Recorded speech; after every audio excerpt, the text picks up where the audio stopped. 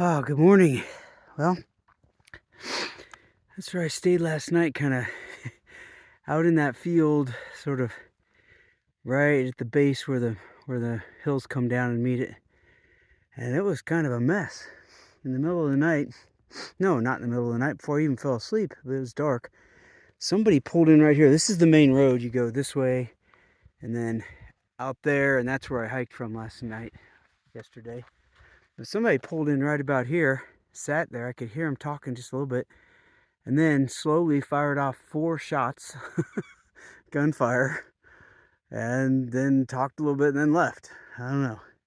And then, in the middle of the night, wild horses, or not wild horses, horses of some kind, came trampling right through where I was at. I mean, a whole bunch of them. And I heard him whinnying and stuff like that. So that was a little weird. And, you know, car noise, no big deal. I expected that, and it was pretty quiet really and muffled from where I was at. So, one thing, it froze last night good. It is the first time, it's gotten real close to freezing and it's gotten very cold. But last night was the first night it really froze. There was ice all over my tent and everything this morning and a whole bit. So yeah, this is the road I've been on. And this is what I'll be hiking on all day, 13 miles that direction. So, probably won't do a lot of videoing. We'll see. That lady back there is down on the ground picking up trash. Throwing bags all up and down here. So somebody's been doing a lot of work, and I think it's her. She said her and her sister do this. And the agreement is that the city is supposed to come and pick up the bags. I guess they've been out there for a couple weeks, the bags have. And the city didn't pick them up, and the guys that mow came out and mowed over the bags. So that was just mowed up trash everywhere. So she's out picking that up. More power to her. It sounds like a fiasco. Anyway. Well, I've been out here a few hours now.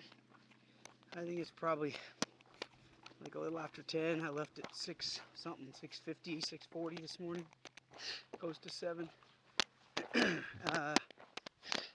So, yeah. If you feel like you missed any of the view, just keep rewinding and looking at this section. It all looks about the same. Hills and pavement. People driving like crazy. I don't know, I need to check, but I think I'm probably maybe around 4 or 5 miles from town now. Out of 13, so that's pretty good. My feet are still attached, and at least half the skin's still there, so I should be able to make it. Exciting! I just checked the app and it's 3.2 miles, not 4 or 5. Woohoo! I love it when that happens. All right, I'm here, kind of. Got another 1.5 miles. The highway kind of skirts the edge of town and doesn't really get into any of the inner streets or anything. So I gotta go about 1.5 miles to get where I need to be. How in the world did I get here? 160 miles and Mexican border. Whew.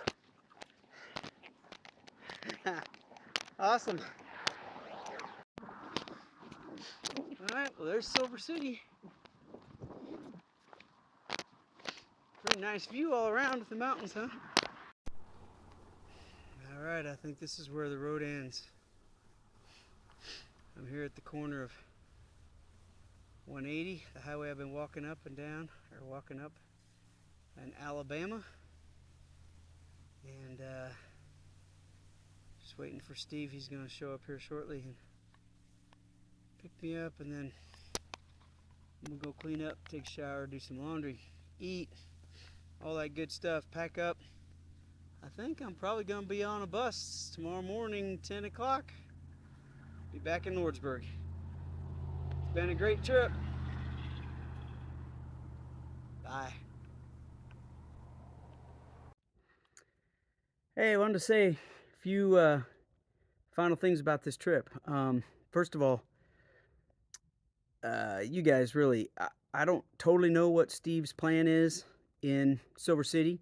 I don't think he totally knows, but he's actually working on a hostel right now. He does driving for everybody.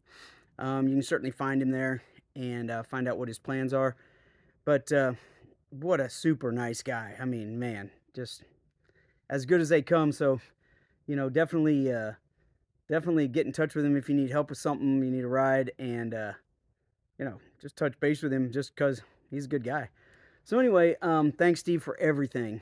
This trip would have been way more difficult without you, so I appreciate it. Made it home. Um, One thing I've learned, Greyhound can save you a lot of money, man, but boy, don't count on anything. Broken down bus, lots of delays, customer service not helping much at all. Spent 13 hours sitting in a terminal in Dallas because when I got in, there was a bus leaving, going to my next destination within a few minutes, and they refused to help me get on it. So I just had to wait for 13 hours for the next bus. Super not happy about that, but whatever. I'm home. I made it. It was a good trip. Not quite as long as I expected, but a blast. Really neat to see, get my first taste of the CDT, learn a few things. Um, I'm really psyched. Next year, I'm going to get out there and I'm going to basically start on the Gila alternate almost immediately. Just head out of Silver City North. Take me a day to get to the river, to the Gila River. And then I'll be traipsing through the Gila River. And if any of you have done the PCT, then you know what Mission Creek section is like. I suspect the Gila River is going to be somewhat similar, although I think a bigger river, but I'm not certain, honestly. So I know that you go down the river, I don't know what it is, 35 miles, something like that, and you cross it over 200 times along the way. So it'll be quite an experience. A really nice one in the summertime, I think, when it's hot. So that will be good. And I guess that's it. Back to teaching for a few months, and I look forward to what summer brings. See you then.